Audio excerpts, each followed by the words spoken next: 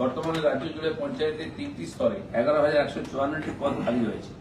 Hello everyone, welcome to career wisdom. তোমাদের সঙ্গে রয়েছি আমি সুব্রত। বন্ধুরা, গুরুত্বপূর্ণ একটি ভিডিও নিয়ে চলে এলাম।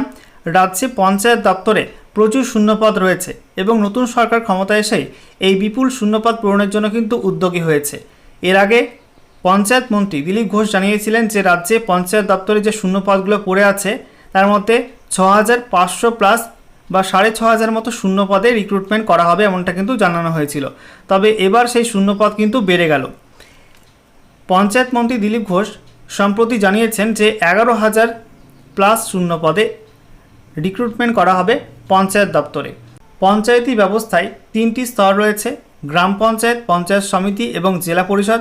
তো এই যে 3টি স্তর রয়েছে, এই 3টি স্তরের বিভিন্ন অফিসে রিক্রুটমেন্ট করা হবে বিভিন্ন পোস্টে।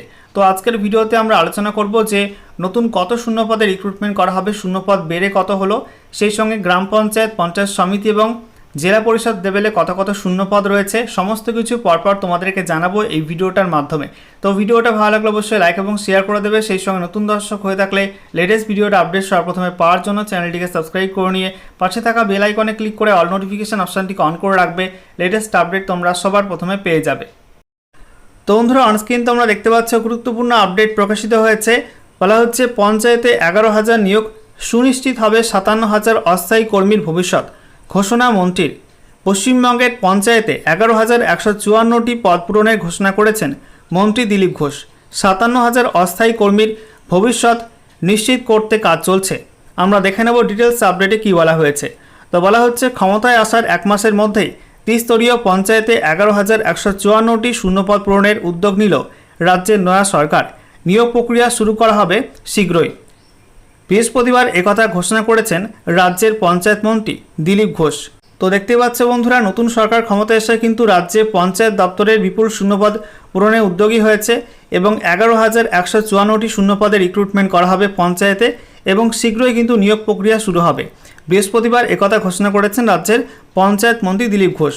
তিনি বলেন, রাজ্য জুড়ে পঞ্চায়েতের 3টি স্তরে 11,154টি পদ খালি রয়েছে। এর মধ্যে গ্রাম পঞ্চায়েতে ফাঁকা রয়েছে 9,936টি পদ, পঞ্চায়েত সমিতিতে সেই সংখ্যাটা 660 এবং জেলা ও মহকুমা পরিষদে 558টি। আগের মন্ত্রিসভার বৈঠকে এর মধ্যে 6,536টি পদে সরাসরি নিয়োগে অনুমোদন মিলেছে। তবে অনুমোদিত পদগুলিতে নিয়োগের প্রক্রিয়া এখনও শুরু হয়নি। আমরা চাইছি একলব্ধে 11,000-এর নিয়োগ করতে। বাকি 4,500 পদের জন্য দ্রুত ছাড়পত্র চাওয়া হবে, তারপরেই শুরু হবে নিয়োগ প্রক্রিয়া। এছাড়াও পঞ্চায়েতের বিভিন্ন কাজের সঙ্গে যুক্ত থাকা 57,000 অস্থায়ী কর্মীর ভবিষ্যতের কথা ভেবে ইতিবাচক পদক্ষেপ নেওয়ারও আশ্বাস দিয়েছেন পঞ্চায়েত মন্ত্রী। তো দেখতেই পাচ্ছেন বন্ধুরা যে ইতিমধ্যে কিন্তু আগের মন্ত্রিসভার বৈঠকে 6,536টি পদে যে নিয়োগ, সেই নিয়োগের অনুমোদন মিলে গেছে, ঠিক আছে, রাজ্যের তরফ থেকে। এবং এখন বলা হচ্ছে আরও 4,500 মতো পোস্টের অ্যাপ্রুভাল দেওয়া হলে কিন্তু এই নিয়োগ প্রক্রিয়া শুরু হয়ে যাবে। আচ্ছা, এরপর দেখো বন্ধুরা, বলা হচ্ছে রাজ্যে বর্তমানে 3,339টি গ্রাম পঞ্চায়েত রয়েছে। উন্নত পরিষেবা প্রদানের লক্ষ্যে সেগুলির এলাকা পুনর্বিন্যাসের সিদ্ধান্ত নিয়েছে ডবল ইঞ্জিন সরকার। ফলে অদূর ভবিষ্যতে বাড়তে পারে পঞ্চায়েতের সংখ্যা। তবে সেন্সাসের কাজ চালু হয়ে যায় আগে সমীক্ষা সেরে দেখে নেওয়া হবে কোন কোন গ্রাম পঞ্চায়েতের এলাকা পুনর্বিন্যাসের প্রয়োজন রয়েছে। এ সংক্রান্ত খরচের হিসাবও কষে ফেলা হবে। 2023 সালের পঞ্চায়েত নির্বাচনের পরই রাজ্য জুড়ে পঞ্চায়েতের 3টি স্তরের শূন্যপদ কত তা নির্ধারিত হয়েছিল। তৎকালীন প্রশাসনিক সূত্রে জানা যায় মোট শূন্যপদের সংখ্যা 7,500।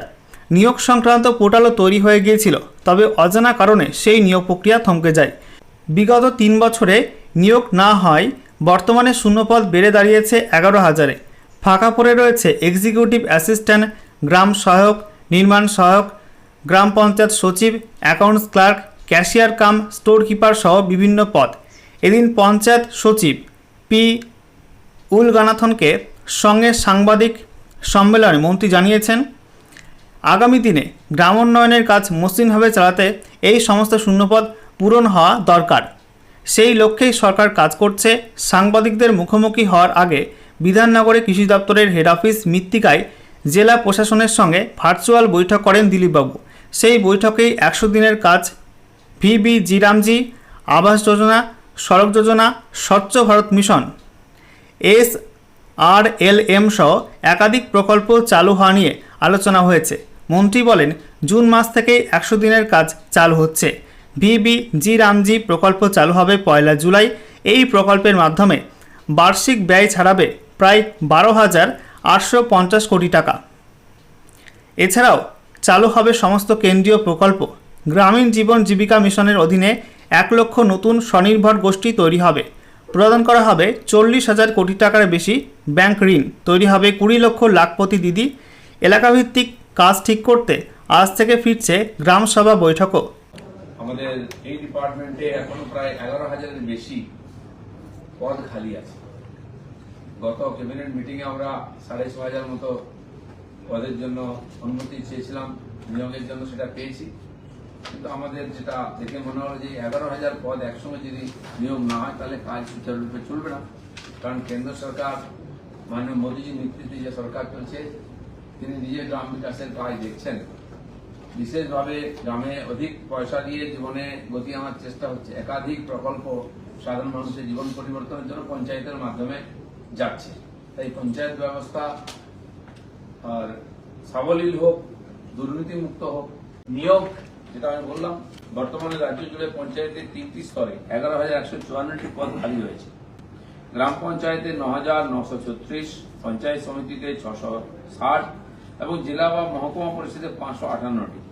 পূর্ববর্তী মন্ত্রিসভার বৈঠকে এগুলির মধ্যে 6,536টি পদ সরাসরি নিয়োগের জন্য অনুমোদিত হয়েছে। গ্রাম পঞ্চায়েতে 5,509, পঞ্চায়েত সমিতি 564 এবং জেলা মহকুমা পরিষদে 463টি। তবে নিয়োগের প্রক্রিয়া শুরু হয়নি, পরীক্ষা ইত্যাদি হবে।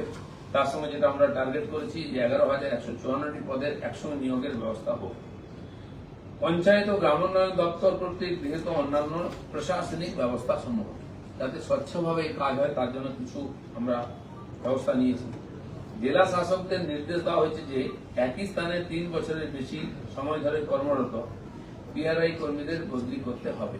এরকম প্রায় 1100-এর বেশি কর্মী আছেন যাদেরকে এই মাসে ট্রান্সফার হবে, যারা 3 বছরের বেশি পঞ্চায়েতের বিভিন্ন জায়গায় পোস্টিং হয়ে আছেন, যাতে গতি আসে। এবং এই যে দুর্নীতির যে অভিযোগ আসে, প্রায় ব্যাপক দুর্নীতি জেলা স্তরে, জেলা পরিষদ থেকে আরম্ভ করে পঞ্চায়েত অব্দি হয়, সেটা যাতে কম করা যায় তার জন্য এই ব্যবস্থা নেওয়া হয়েছে। সমস্ত গ্রাম পঞ্চায়েতে বিশেষ অডিট শুরু হয়েছে যাতে আর্থিক ব্যবস্থাপনা ও প্রশাসনিক সমস্যাগুলির চিহ্নিতকরণ ও সমাধান করা যায়। নিয়মিত অডিট হয়, তার ব্যবস্থা আছে, কিন্তু তারপরেও আপনারা দেখছেন এত অনিয়মিততা হয়েছে, দুর্নীতি হয়েছে। তাই বর্তমান পরিস্থিতিতে সমস্ত এই 3,339টা পঞ্চায়েতে ইমিডিয়েট অডিট করা সম্ভব নয়। তাই প্রায় 10% পঞ্চায়েতকে আমরা বেছে নিয়েছি যেখানে স্পেশাল অডিট করা হবে। কতটা ঠিকঠাক চলছে।